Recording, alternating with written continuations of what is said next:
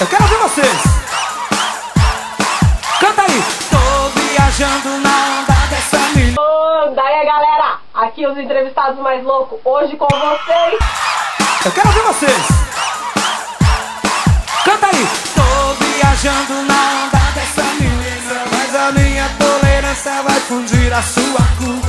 Aí, Vou te bater uma o Mike Mosqueteiro. Quem não conhece esse cara, galera? Quem não conhece?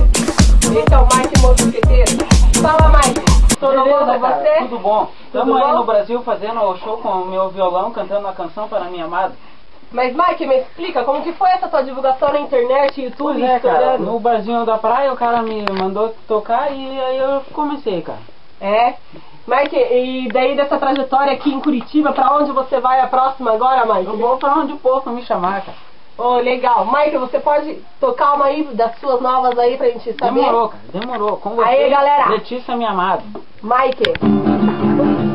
Vai, vai, vai, vai. Tchananana, tchananana, tchananana. Aí vai, meu amor, o que? Eu quero te dizer, falar que eu te amo e não vivo sem você. Você é a coisa mais linda, você é tão especial. Faria qualquer coisa pra mim, o meu olhar no meu, o meu olhar no teu. A sua paixão me envolveu, me enlouqueceu. Com esse teu jeitinho sedutor especial. Faria qualquer coisa pra mim, não é normal.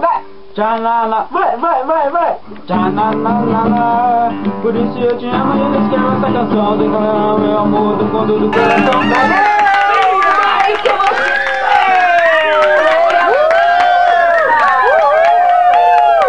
Valeu aí, galera, nosso episódio, Cauã Lima, dando sua última expectativa aqui em Curitiba. Valeu!